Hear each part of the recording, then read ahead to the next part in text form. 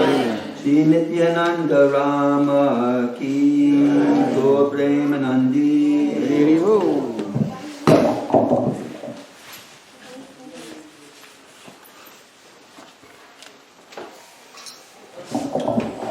So we're going to continue with the ecstatic reading of Nityananda Prabhu's taking up Lord Chaitanya Sankirtan movement. Shri Chaitanya Mahaprabhu, Jai Shri Radha Krishna.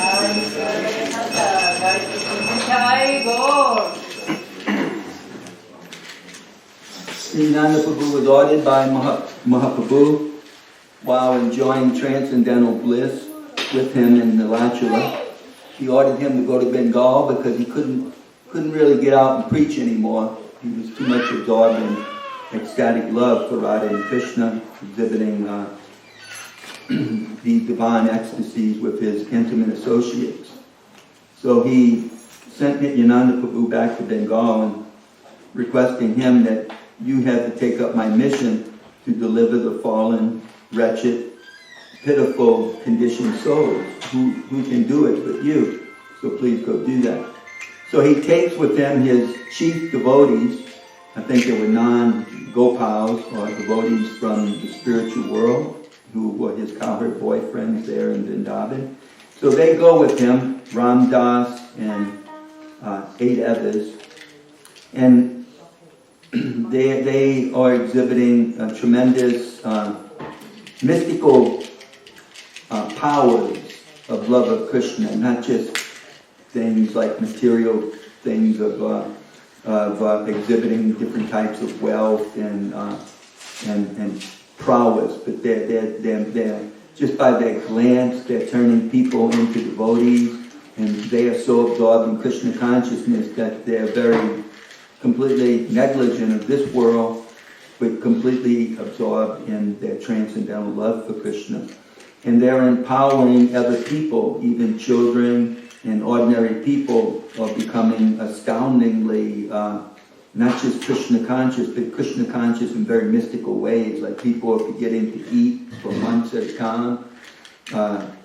Children are becoming as strong as elephants, and nobody can control them, and they're all hanging out with Nityananda Prabhu, and they're just enjoying all of his pastimes. So he started, by the time he got from Nilachula and crossed into Bengal, he went to the Ganga, and Panihati was the first village he delivered. From Panihati, he moved to Navadvip, stopping at different villages, delivering so many people, like in Satyagram and others. And then he has, I forget, he moved to some others. But we've come to a point in the story where he's already delivered many fallen, ordinary people, including a big community of merchants. They're all, merchants involved in selling diamonds and gold and all sorts of mercantile, doing banking and stuff like that. And so Nityananda Prabhu has delivered this community, and people are astounded by the love of Godhead that the mercantile community exhibits.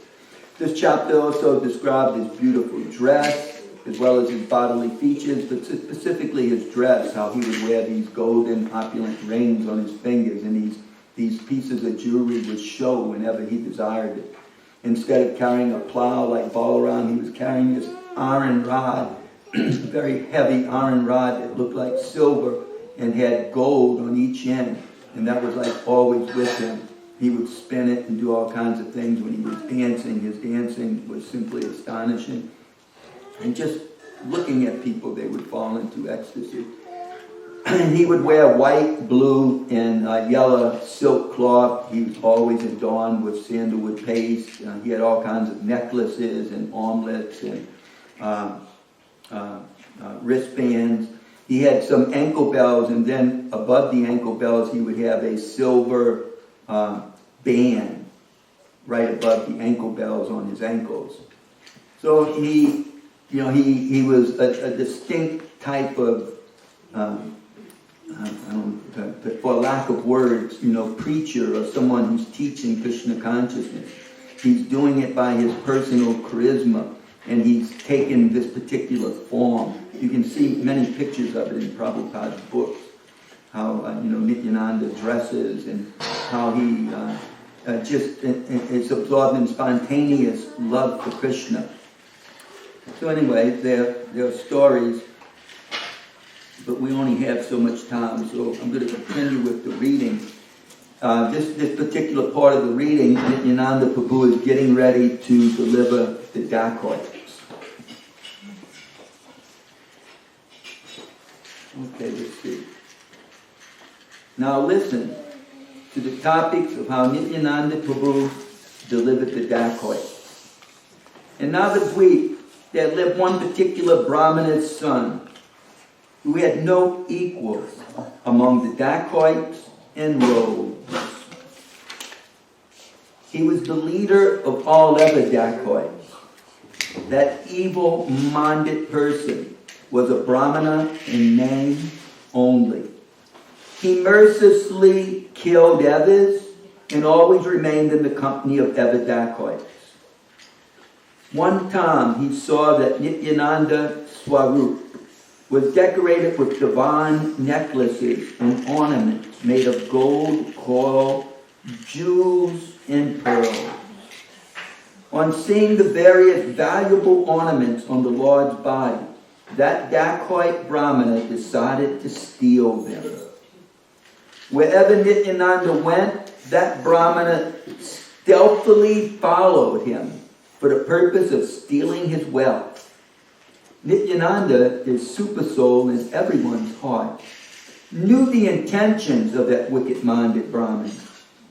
In Navadvip, there lived one qualified Brahmana named Hiranya Pandit, who had no material assets. Nityananda left his associates and quickly resided in the house of that fortunate Hiranya Pandit. The sinful Brahmana was most wicked. He gathered the other dacoits and made a plan. Oh, brothers, why are we still suffering? Goddess Chandi has provided for us a treasure in one place. The ornaments decorating the body of this Avaduta are all made of gold, pearls, and diamonds. I cannot say how many hundreds of thousands of rupees his ornaments are worth. The goddess Chandi has brought them together in one place. He lives alone in the house of Hiranya. We can go there and take everything within half hour. Collect your swords and shields, for tonight we will raid the house. After making plans in this way, the dacoit waited for the night and then set out for the house. Equipped with swords, knives, and tridents, they gathered near the house where Nityananda was staying. Those dacoits all waited at one place while they sent a spy to check out the situation.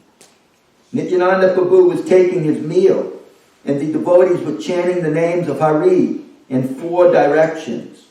The servants of Nityananda were so intoxicated in the ecstasy of Krishna consciousness that some of them roared like lions and some thundered.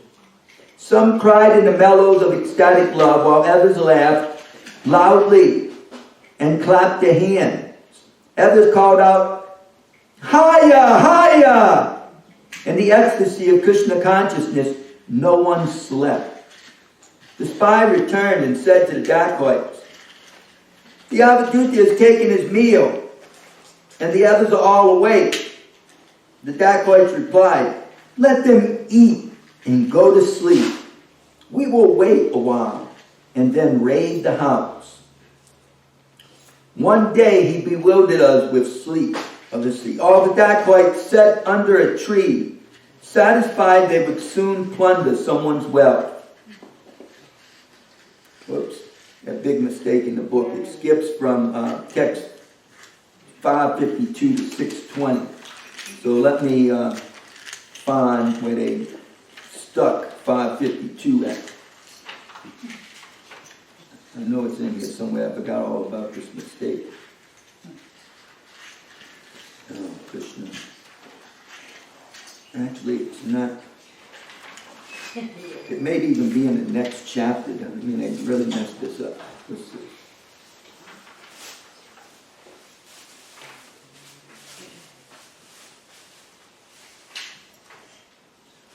All right, it's not showing it. At least I can't find it right now. So I'll just speak from my memory of the story up until this particular verse. You want this book? It's not going to be in there except in a condensed form. There's a couple of things that have happened. These dacoits, they're waiting for the devotees to finish their chanting and Nityananda finishing eating. But by Lord Nityananda's mystic potency, he puts them all into a sleep. And all of a sudden, it's the next morning. They wake up and they can't believe that they fell asleep and lost their opportunity. So the Brahmana, he rounds up the dacoits and says, don't worry, there'll be another opportunity. Let's go back and worship God as Chandi, and we'll plot out the next time that we're going to make our attack. And so they do that. They come back one night, but on this particular night, there are these huge gods, like Vaikuntha people. They're like very, powerful, broad-shouldered, Kshatriya gods, some with 4 arms, and they're marching back and forth in front of the house of dacoits. They're like struck with awe. They think, well, what is this? And so they think, the Brahmana, the leader, he says, there's some Maharaj that's obviously visiting him, and these are just his soldiers. Don't worry, they'll depart in some time. Let us wait again. And so again, the same thing happens. They wait, the gods don't go away, and they become frustrated in their attempt. So that's, I think, may have consumed 70 of the verses. I'm not sure if this, because there were 3 times that they tried to make the attack. So let's see what the Brahmana he's saying here. This is text 620. It skipped from 552 to 620. One day, he bewildered us with sleep, yet we could not understand because of the influence of the Lord's illusory energy. Another day, he showed us those most wonderful soldiers, but still, we did not come to our senses. This suffering is appropriate for sinful persons like us, for we tried to plunder the Lord's wealth. So it seems like the Brahmana, they've already been through the 3rd ordeal too. Because on the 3rd ordeal, they get ready to make the attack, and all of a sudden the weather changes. And this huge storm comes up. And an untimely storm, and it's hailing, and it's freezing wind and cold, and they stumble into different calamities. Some fall into a gutter and hurt their limbs, like they sprain their ankles, stuff like that. They can't move, and they're being bitten by different things that are in the gutter, different worms and insects and stuff. Others stumble into they're blinded by the cold and the dust that's blowing, and so they stumble into these like thorny bushes, and they get entangled in the thorns, and they can't get out. Whatever way they move, they get pierced and cut. And other things happen to other dacoits. So this Brahmana, he continues to speak. He says, then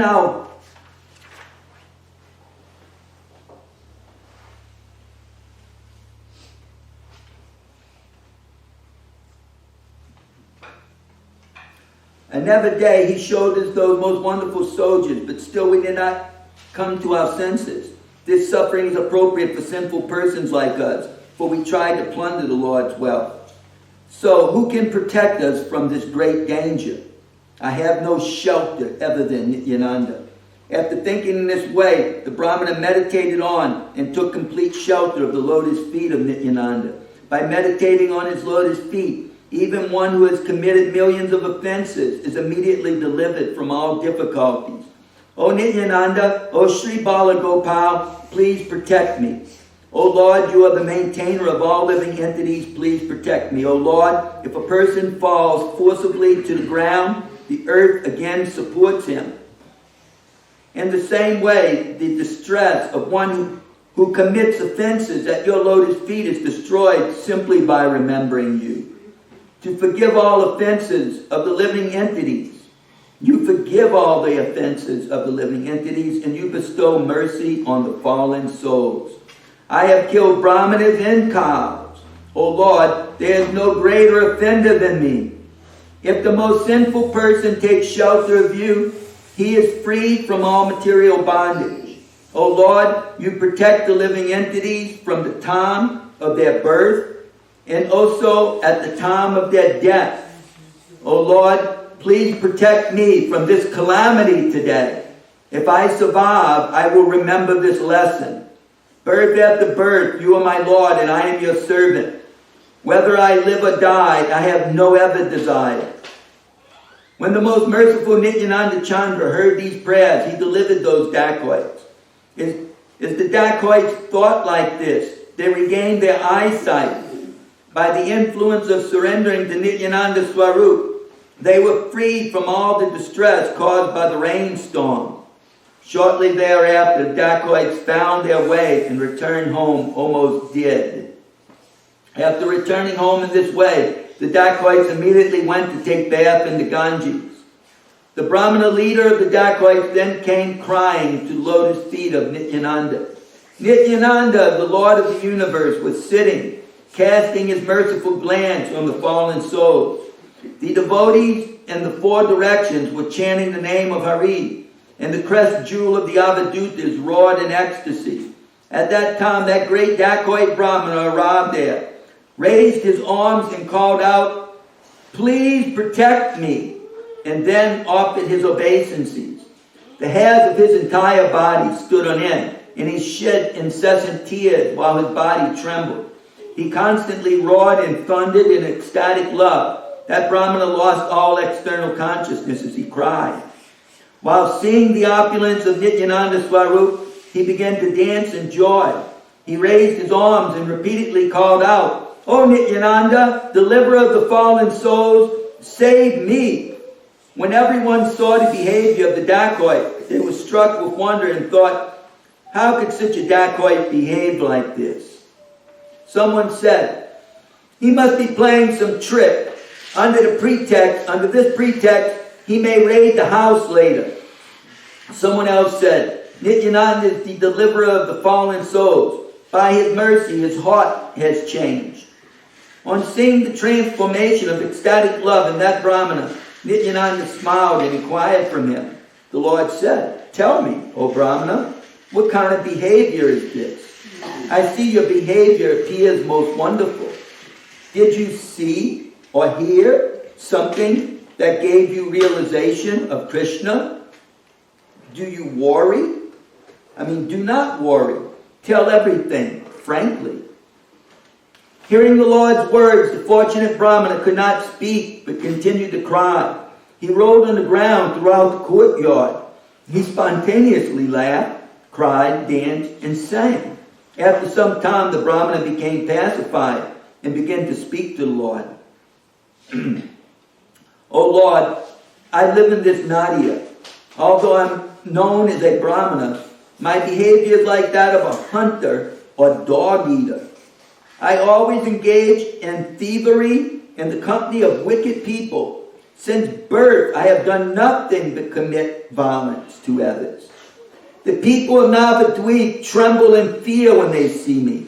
There is no sin that I have not committed. When I saw that your body was decorated with valuable ornaments, I decided to steal them. One day I brought my band of armed dacoits to steal the ornaments from your divine body. That night, O Lord, you bewildered us with sleep, but by your illusory energy, I could not understand you. Another night, we worshipped Chandi with various ingredients, and then came with choppers, knives, and tridents. That night, we saw something wonderful. The entire house was surrounded by soldiers. Each soldier was as powerful as a mad elephant. They were all decorated with garlands that reached down to their knees. They all incessantly chanted the name of Hari as you blissfully slept inside the house. Yet our hearts were so sinful that we could not understand your glories. Then, after a few days, we came again late last night. But as soon as we came, we lost our vision. When I entered the courtyard of the house with my band of dacoits, we all lost our vision and fell in various places. We suffered greatly from thorns, leeches, insects, rainstorm, and hail. Being afflicted in this way, we had no strength to return home. When we had thus suffered the punishment of Yamaraj, we eventually developed devotion to you. By your mercy, we remembered your lotus feet with full attention. Then our vision was restored. Such is your greatness, O deliverer of the fallen, that we were all released from such suffering is not the real benefit of remembering you. By remembering you, one is freed from all bondage of ignorance and easily attains the abode of Vaikuntha. As the Brahmana spoke, he cried loudly. Such are the pastimes of Avadhuta Nityananda. When everyone heard what had happened, they were astonished. Then they all offered obeisances to the Brahmana. The Brahmana said, O Lord, now let me go. It is not proper for me to keep this body any longer. Since I intended to harm you, my atonement should be to drown myself in the Ganges. On hearing these sincere words of the Brahmana, the Lord and the devotees became pleased. The Lord said, O Brahmana, you are most fortunate. You are certainly Krishna's servant, birth after birth. Otherwise, why would he bestow such mercy on you? Whoever than his servant can see such opulence? Chaitanya Goswami has appeared to deliver the fallen soul. There is no doubt about this. Give up violence to others, stealing, and other immoral acts. Do not do such things again. Lead a religious life and chant the name of Hari. Then you can also deliver others. You should gather all the rogues and dacoits together and induce them to lead religious lives. After speaking these words, Nityananda took the garland from his neck and happily gave it to the Brahmana. Everyone then chanted, Jai, Jai. In this way, the Brahmana was relieved from all material bondage. The Brahmana caught hold of the Lord's lotus feet, shed tears, and lamented with great humility. O Nityananda Prabhu, O deliverer of the fallen, please give this sinful person shelter at your lotus feet. Since I desired to harm you, what will be the fate of this sinful person? Nityananda Prabhu, the ocean of mercy, then placed his lotus feet on the Brahmana's head. Having received the Lord's lotus feet on his head, all the Brahmana's offenses were nullified. By the influence of that Brahmana, all sorts of dacoits took shelter of Lord Chaitanya and led a religious life. Now it returns to some verses we just read. Let's see.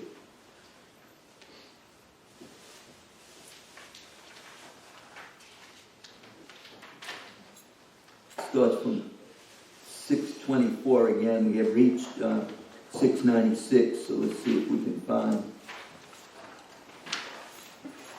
right here.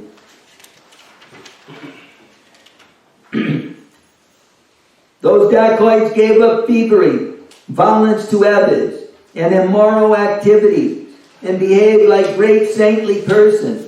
They all chanted the name of Hari hundreds of thousands of times, and they became expert in the devotional service of Lord Vishnu. The shelter of the Supreme Lord was not easily obtainable in other incarnations, but Nityananda Prabhu always induced everyone to surrender to Lord Chaitanya. Any Brahmana who does not accept Nityananda Swarup is counted among the thieves and rogues. The transformations of ecstatic love desired by the best of the yogis, like shedding tears, shivering, hair standing on end, and roaring, were achieved by even thieves and rogues. Such was the potency of Nityananda Swarup. Oh brothers, just worship Nityananda Prabhu, by whose mercy one can attain Lord Gaurachandra. One who hears the topics of Nityananda Prabhu will attain the lotus feet of Lord Gaurachandra. Anyone who hears these topics of delivering the dacoits will see Nityananda Prabhu and Lord Chaitanya. In this way, Nityananda fearlessly and happily enjoyed his pastimes. Thereafter, Nityananda, in the company of his associates, went from village to village and performed blissful kirtan. He visited Kanachauda, Badagachi, and Doga Chitja. And sometimes he went to Kaliya, which is situated on the other side of the Ganges. The village of Badagachi is especially glorious, for Nityananda Swarup enjoyed many pastimes there. It is difficult to estimate the good fortune of Badagachi village. All the associates of Nityananda Prabhu were always filled with great ecstasy. They had no engagement other than to perform Sankirtan, and they all became increasingly absorbed in the mood of cowherd boys. They carried sticks, flutes, horns, and ropes. They wore necklaces of gunja, and they decorated their waists with bangles and armlets, and their ankles with ankle bells. Their bodies were always filled with the ecstasy of Krishna consciousness, and they manifested the symptoms of pure devotional service, like crying, shivering, and hairs standing on end. Their beauty was equal to that of Cupid, and they always performed Sankirtan. Having attained their fearless master, Nityananda Prabhu, the devotees were always joyful. I cannot describe the glories of Nityananda Swarup's servants, even in 100 years. Still I will mention the names of those whom I know, for simply by remembering their names, one is delivered from material existence. The devotees with whom Nityananda enjoyed pastimes were all incarnations of the cowherd boys and cowherd girls, associates of Nanda Maharaj. Being prohibited by Nityananda Swarup, I am not disclosing their previous names. His principal associate was Ram Das Mahashaya, who always spoke in the mood of the Supreme Lord. No one could easily understand his words. Nityananda always resided in his heart. Of all the devotees, Ram Das had the most intense feelings of ecstatic love. Krishna resides in his body. Krishna resided in his body for 3 months.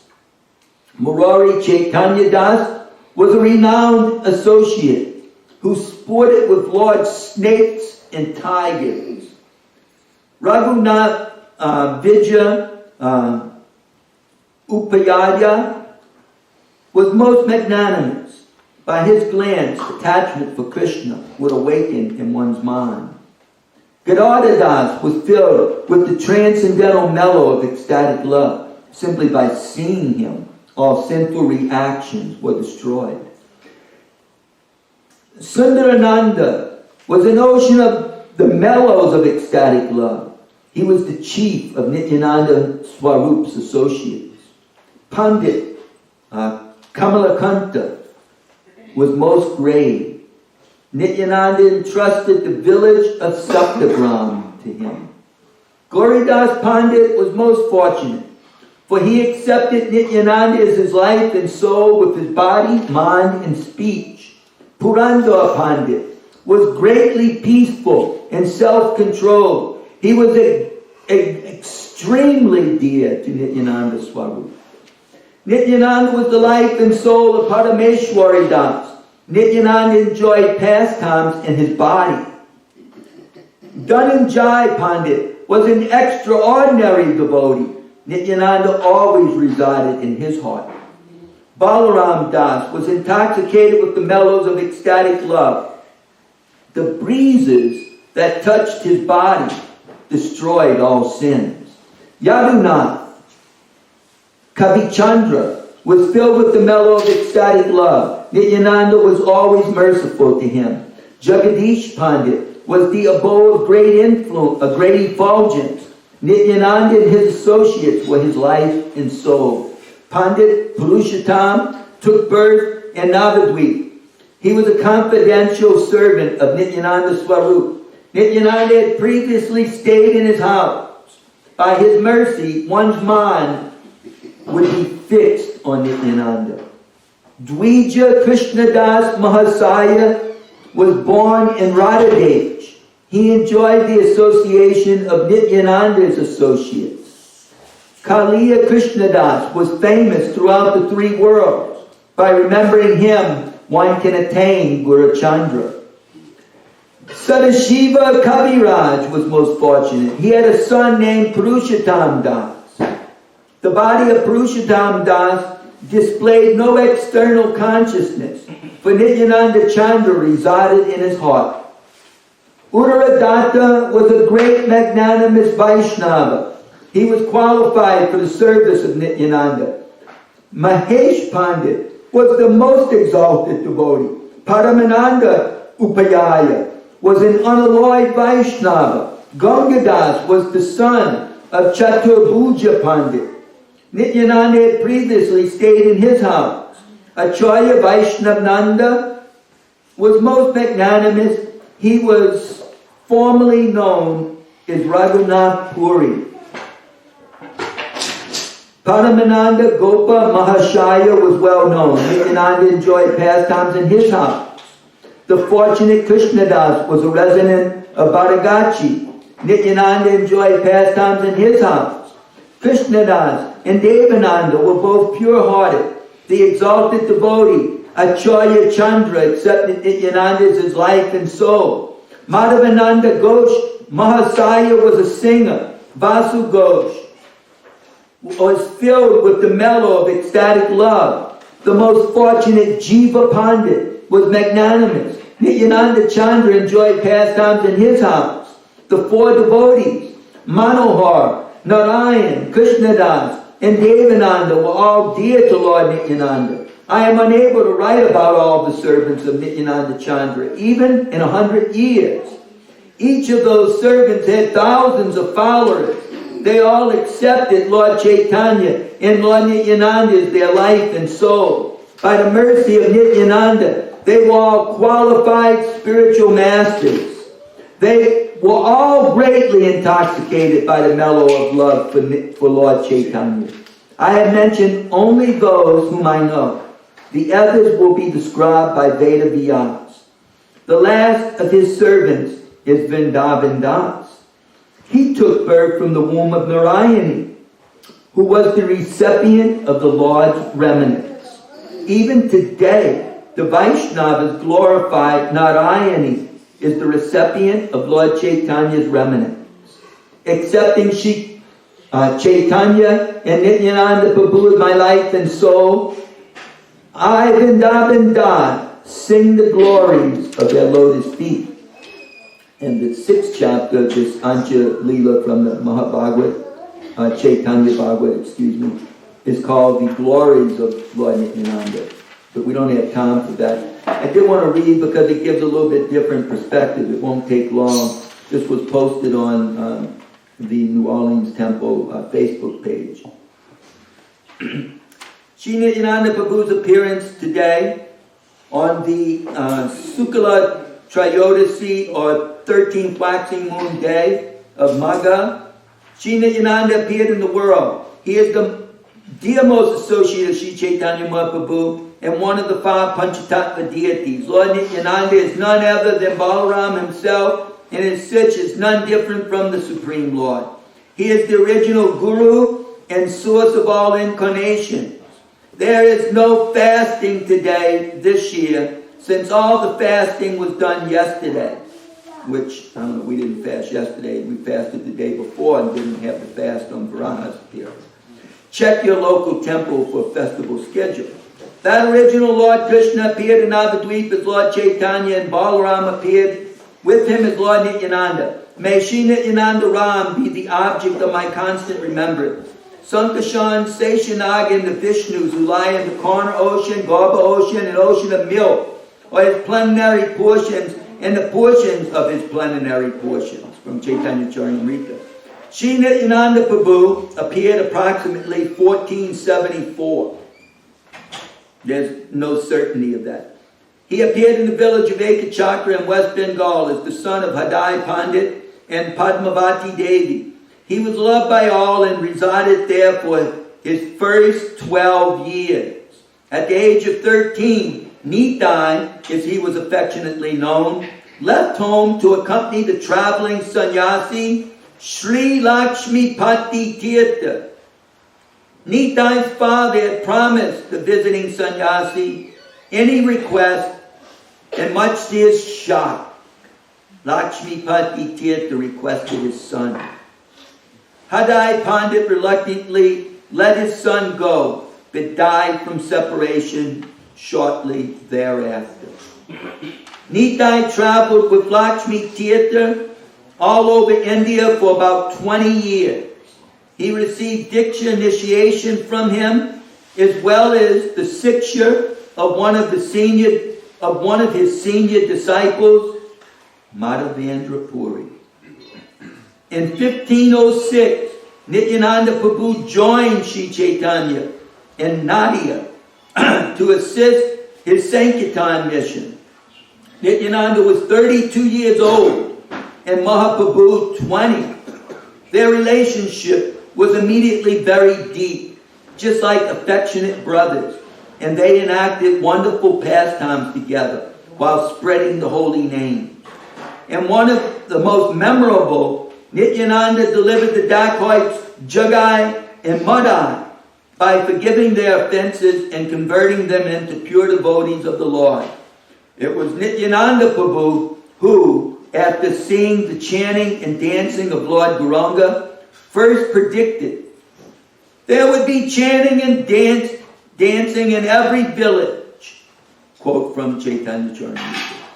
Lord Nityananda lived as an avaduta, meaning he accepted no regulations or caste and moved about almost like a madman. His activities were very mysterious and not easily understood by even the most advanced Vaishnavas. For instance, Nityananda once broke Lord Chaitanya's sannyas staff into 3 parts and threw them in the river, Gangabanga Leela. He did this so Mahaprabhu would not be bothered by carrying a staff and to show the world that the Lord was above all regulations. Chaitanya Charitamrita. And another pastime, Nityananda Prabhu sat down upon the Durga altar in the home of Ramchandra Khan. When he was asked to leave, the Lord became very angry and cursed the home to be pillaged by Muslim meat eaters. From Chaitanya Charitamrita. At the Chip Rice Festival in Panihati, Nityananda meditated on Mahaprabhu, invoked his presence, and factually took lunch with the Lord, even though no one else could see it. Chaitanya Charitamrita. And yet another Leela, Nitai cursed Shivananda Sain's 3 sons to die and kicked him after his failure to arrange proper lodging and meals. When Shivananda Sain corrected his mistakes and expressed great pleasure at being kicked by the Lord, Nitai embraced Shivananda in great love from the Chaitanya Charitamrita. After visiting Lord Chaitanya for several years during the Ratha Yatra festival, Mahaprabhu instructed Nityananda to stop coming and preach full-time in Bengal instead. Lord Nityananda took this instruction to heart, gave up his avaduta status, and became a householder near his home town of Ekachakra.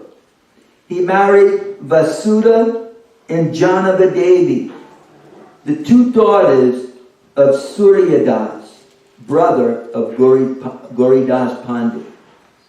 He had a son, Dhirachandra, and a daughter, Ganga Devi, from Vasudha. Vasudha died shortly thereafter, and Janavadevi took up caring for the children. Lord Nityananda and Janavi then spent the rest of their lives spreading Mahaprabhu's Sankirtan movement all over Bengal. Nitai left this world by merging into the anyone know? Banki Rai in Ekachakra. Banki Rai deity near the village of Ekachakra. Nitai's lotus feet are more cooling than the shining of millions of moons. Their shade gives solace to the universe. Oh brother, without a personality such as Nitai, it is not possible to attain Radha and Krishna. So hold on very tightly to his lotus feet.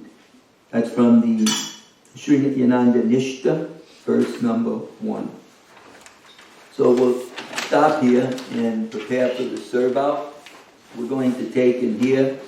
So Dr. Paul may need some help bringing things from the kitchen and go ahead and set up the table, and we'll just do it buffet style. Keep in mind that it's temple room, and if you spill something, maybe try to clean it up.